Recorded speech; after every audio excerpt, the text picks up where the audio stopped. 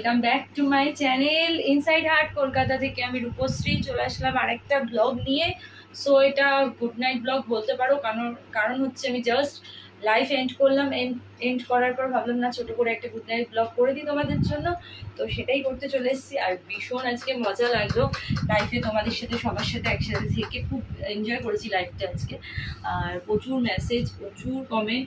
আর তোমরা কিন্তু যারা মেম্বারশিপ নিতে চাও, আমাকে যারা লাইফে বলছিলে যে মেম্বারশিপ নিতে চাই কীভাবে নেবো, তো তোমরা জানো আমি প্রত্যেকটা ব্লগেই বলি, তো আবারও বলছি, লাইফেও বলতে থাকি সবসময়।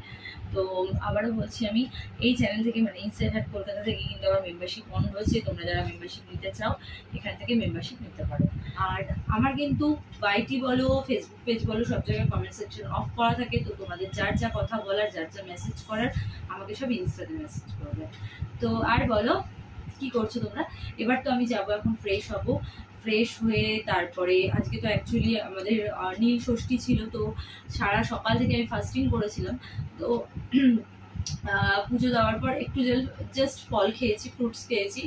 আর আমাদের বেঙ্গলিতে আমরা সাবু মাখা বলে একটা হয়, তো সেই সাবু মাখা মা পাঠিয়ে দিয়েছে, তো সেটা আমি একটু পরে খাবো। ফ্রেশ হবো আগে, ফ্রেশ হয়ে তারপর ওটা গিয়ে খাবো। মানে ওটাই আমার ডিনার আজকে তো আমি আগুনের ছোঁয়া সারাদিন কিছু খাইনি। তো আমি সেই পুজো করলে বা যে কোনো পুজো করলে চেষ্টা করি আগুনের ছোঁয়াটা না খাওয়া, তো এটাই। আর কি বলবো, কেমন লাগছে এই ড্রেসটা পরে? এই ড্রেসটা আগে যদিও বা বহুবার পরে নিয়েছি, তো অবশ্যই জানিয়ে আমাকে মেসেজ করো। চলো টাটা সবাইকে, সবাই খুব ভালো থাকো, সুস্থ থাকো আর হ্যাপি থাকো, সাথে আমার ব্লগ দেখতে থাকো। চলো bye bye, good night, sweet dreams, bye bye.